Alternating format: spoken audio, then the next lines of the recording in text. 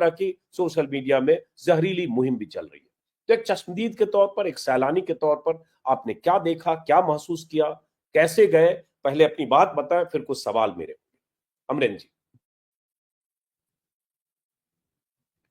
जब मैं स्टार्ट लिया वहां से, तो मुझे मेरा जो ड्राइवर था, जिसको मेरे लिए रखा गया था, वो बोला कि सर रास्ते में एक सूर्य भगवान का मंदिर है, तो पहले वहां हो लें। हम बोले उसको कि हालांकि भाई बहुत चलना होगा, तो करना, दूर से ही प्रणाम करेंगे, लेकिन वो बोला कि नहीं सर, बिल्कुल गेट पे ही उतारूंगा आपको। फिर हम लोग मंदिर गए। मंदिर में वो फोटो में आप देखिए होइएगा, कुछ मंदिर, वहाँ एक तालाब था, मछली उछली को खाना खिला रहा था लोग। वो सब करने के बाद वहां से निकला मैं, और रास्ते में एक एप्पल गार्डन था, वहाँ जूस वूस पिया, उसमें फोटो वोटो भी लिया। वो करते हुए उसने बोला कि सर पहले क्या करेंगे, होटल में चेक इन करेंगे या सीधे साइट सीन शुरू करें? हमने नहीं, अभी सुबह दोपहर में चेक इन करके क्या करेंगे, साइट सीन शुरू करो और ले चलो। तो वो उसी जगह पर ले गया जहाँ पर एक घटना हुआ था। तो वहाँ पे पहला जो उसका प्लान था कि वो मिनी स्विट्जरलैंड बोलते हैं सर, यहाँ जाइए। तो वहाँ हम गए, गाड़ी पार्क हुई, घोड़े से जाते हैं लोग। अब घोड़े वाले से वहाँ नेगोशिएशन चलता है, वो कुछ पैसा बोलता है, फिर आप कुछ बोलिए। वो करके करते करते हमको मेरी वाइफ बोल भी रही थी कि आप तो नेगोशिएट करते नहीं है ज्यादा, फिर भी आप इतना, हमें नहीं, हमको लोग बोले हैं कि ज्यादा मांग रहा है। ऐसे करके थोड़ा समय बीता, 40-45 मिनट समय चला गया। इसके दौरान हमने चाय भी पी। उसके बाद जब उससे तय तवाय हो गया, उसको पेमेंट कर दिया, और तब वहां से हम लोग घोड़े पर चढ़ के चले सीधे नॉर्मल। काफी भीड़ थी, काफी लोग जा रहे थे, हम भी चल दिए। काफी दूरी तय भी कर लिए थे, और जबकि हमारे लिए पहला अनुभव था, कश्मीर हम पहली बार गए थे। अचानक से हमको लगता है कि मेरे चलने के लगभग एक्चुअली तो नहीं, एक्चुअली ध्यान नहीं, लेकिन 40-45 मिनट के बाद वो वहां पे अचानक से गोली का आवाज सुनाई पड़ा, तरतराहट पूरा। उसके बाद घोड़ा वाला बोला कि सर फायरिंग हो रही है। उस समय हम उसको बहुत गंभीरता से नहीं लिए, हम बोले अरे चलो ना, कहीं हो रहा होगा। लेकिन थोड़ी ही देर में वहां रुका ही रहा वो, और लोग से पूछता रहा। तब उधर से लोग भागने का सिलसिला शुरू हुआ। एक आंटी दिखी सबसे पहले, जो हमको दिखी सामने, वो बोली बेटा भागो, फायरिंग हो रहा है। तो सब लोग, घोड़ा वापस हुआ, घोड़ा वाला सब, हम लोग तो बिल्कुल पैनिक हो गए, वाइफ ज्यादा पैनिक हो गई।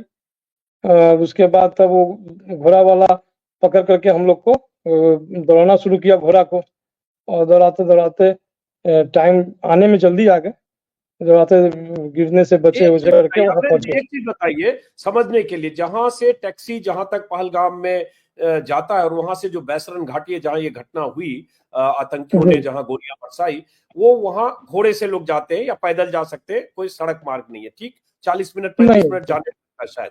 आपने फेसबुक पर लिखा कि जहां ये फायरिंग हो रही थी, फायरिंग रेंज जो भी माने मैदान, वहां से 300-400 मीटर दूर घोड़े पर आप और आपकी पत्नी थी, और उसके बाद वहां बात आप बता रहे हैं जो आवाजें आई, ठीक है? तो जी हाँ, बिल्कुल ठीक है। घोड़े वाला बताया कि सर हम लोग जस्ट पहुंचने ही वाले थे, लोग मुश्किल से 300 मीटर ही रह गया था। जब हम लोग उतर रहे थे तो मुझे वो बोला कि सर आपके पास मोबाइल है, आप अपने गाड़ी वाले को फोन कर दीजिए, वो वहाँ जहाँ आपको छोड़ा था वहां आ जाएगा, क्योंकि गाड़ियां भी पार्किंग में लगी हैं और अभी वहां पर अफरा तफरी का माहौल होगा। तो हम गाड़ी वाले को भी फोन किए, और हालांकि गाड़ी वाले के पहुंचने से पहले हम पहुंचे घोड़े से।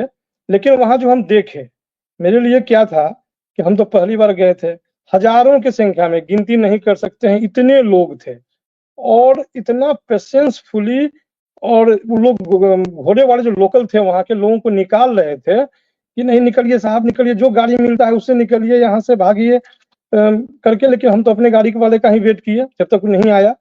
और वो आया, फिर वो हमको बोला कि सर घबराने की बात नहीं है, फायरिंग हुई है, ऐसा वहां से खबर आ गया है, और आप चलिए, आपको आपके रिसोर्ट में हम पहुंचा दें, और आप बिल्कुल नहीं घबराइएगा। वो लोग हिम्मत दे रहे थे कि हमसे गोली बचेगा तो ही आपके पास जाएगा।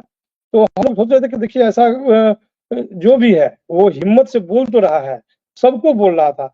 शुरू में लगा कि जैसे मेरा वाला ज्यादा ये था मेरे लिए लॉयल। लेकिन जब हम एयरपोर्ट पे थे, वहां पे सिर्फ यही चर्चा था और सबके जुबान पर यही बात था कि बाप रे, हमको गाड़ी वाले ने लेके भगा, तो हमको घोड़ा वाला लेके बचाया।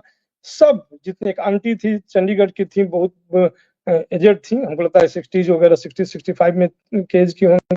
वो बताई कि बेटा मेरा वाला तो कह रहा था कि नहीं, आपको कुछ नहीं होने देंगे। हम सबको तो यही कर रहा था।